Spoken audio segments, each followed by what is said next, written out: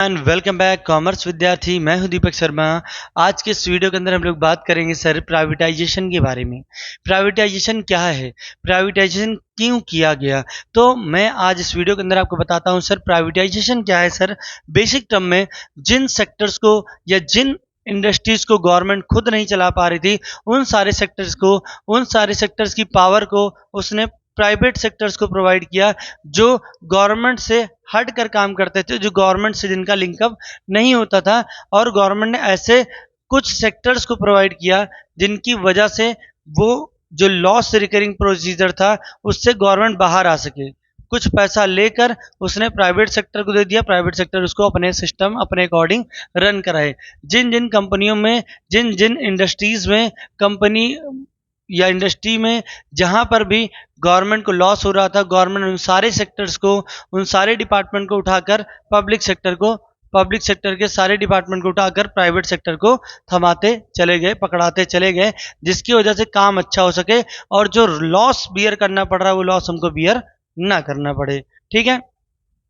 Basically privatisation क्या होता है, एक सिंपल वर्ड में जाने, transfer of the ownership transfer हो गई फ्रॉम पब्लिक सेक्टर। ठीक है, ownership right from public sector undertaking to private sector, undertaking to private sector is known as privatisation. ठीक है, जितने भी पब्लिक सेक्टर के पावर थी वो सारी की सारी ट्रांसफर कर दी गई, राइट्स ट्रांसफर कर दिया गया किसको, प्राइवेट सेक्टर्स को, और वो अपने सिस्टम के अकॉर्डिंग उसको काम करेंगे, चलाएंगे, यूज करेंगे। ठीक है, गवर्नमेंट जिसमें भी लॉस फेस कर रही थी उन सारे सेक्टर्स को उठा के किसको दे दिया सर, प्राइवेट सेक्टर को। ठीक है, ठीक। कॉन्ट्रैक्शन ऑफ पब्लिक सेक्टर से क्या कॉन्ट्रैक्ट किया सर, बेसिक टर्म में बात करते हैं sir. According to this policy the private sector are no longer restricted to entry any industry, मतलब किसी भी तरीके की इंडस्ट्री के लिए कोई रिस्ट्रिक्शन नहीं था। ठीक है, गवर्नमेंट के पास टोटल 17 इंडस्ट्रीज थी, जिनमें से वो 3 इंडस्ट्री अपने पास रखती हैं, और 14 की 14 इंडस्ट्रीज जिसमें लॉस बियर कर रही थी उन सारी इंडस्ट्रीज को प्राइवेट कर देती हैं।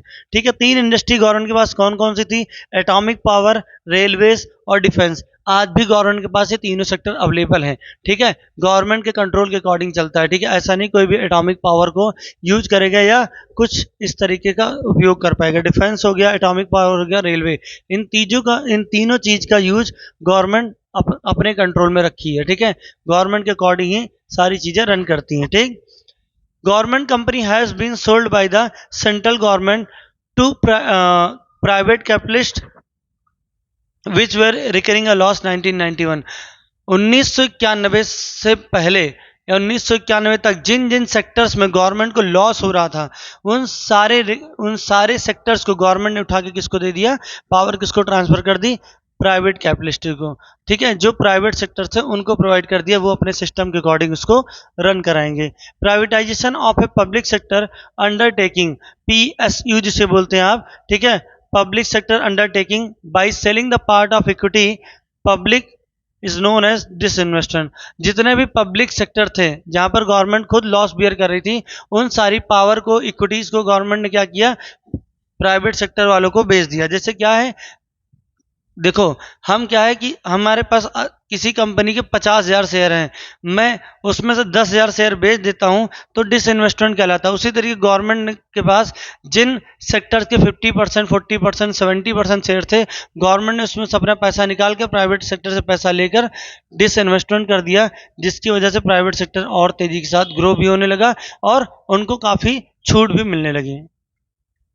Government has also attempt to improve the efficiency of new PSU by giving them additional power and freedom inter joint venture।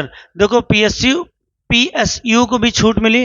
ठीक है, उनको बोला गया जहां पर गवर्नमेंट खुद काम करके फंड नहीं क्रिएट कर पा रही थी, वहां पर प्राइवेट सेक्टर को बोला कि आप जॉइंट वेंचर कर सकते हैं। जॉइंट वेंचर मतलब आप किसी के साथ टाई अप करके अपना काम कर सकते हैं और अपने ही दम पे आप फंड को रेज कर सकते हैं, आपको गवर्नमेंट की मदद लेने की जरूरत नहीं होगी। प्राइवेटाइजेशन को ये भी एक छूट मिल गई। ठीक है, the government is a listed 9 sectors undertaking with the name of Navratna. ठीक है, 9 जेम्स के नाम में 9 रत्न कंपनियां दी गई, जो गवर्नमेंट ठीक है, अंडरटेकिंग था। ठीक, तो उनमें से कुछ नाम मैं आपको बता देता हूँ। ठीक है, नवरत्न कंपनीज कौन कौन सी थी। ठीक, Indian Oil, Bharat Petroleum, SAIL, BEL, Hindustan Petroleum, ठीक है, आईपीसीएल, विदेश संचार लिमिटेड, एनटीपीसी और ओएनजीसी। ये सारी नवरत्न कंपनीज थी जो हमको इस रिफॉर्म के दौरान मिली। ठीक, क्लियर है, ये हमारा प्राइवेटाइजेशन है। एक बार और जान लेते हैं, contract of the public sector. Public sector से कॉन्ट्रैक्ट क्या क्या था। पब्लिक सेक्टर से कॉन्ट्रैक्ट था कि हम जो हमारे पास 17 इंडस्ट्रीज, उसमें 3 इंडस्ट्री गवर्नमेंट के पास होगी और 14 के 14 क्या हो गई, प्राइवेट होगी। गवर्नमेंट ने अपना कंट्रोल वहां से हटा लिया और प्राइवेट को दे दिया। क्यों? क्योंकि गवर्नमेंट खुद लॉस बियर कर रहा था, इस वजह से कुछ पैसे लेके उसको प्राइवेटाइजेशन की तरफ मूव करा दिया। ठीक है, प्राइवेट सेक्टर को क्या फायदा हो सकता था। प्राइवेट सेक्टर का फायदा यह था कि सब कुछ बना बनाया सेटअप मिल रहा था, सिर्फ उनको आगे उसको अपने अकॉर्डिंग लीड करना था। ठीक है, government companies has been sold by the central government to private capitalist which recurring loss. जिन जिन इंडस्ट्रीज में गवर्नमेंट को लॉस हो रहा था, गवर्नमेंट ने उसको प्राइवेट सेक्टर की तरफ या प्राइवेटाइजेशन की तरफ मूव किया और प्राइवेट लोगों को प्रोवाइड किया, जो पब्लिक सेक्टर को हटाकर उसको प्राइवेट सेक्टर में कन्वर्ट किया। ठीक, ये प्राइवेटाइजेशन के कुछ पार्ट थे। अगली वीडियो के अंदर हम पढ़ेंगे ग्लोबलाइजेशन के बारे में। तब तक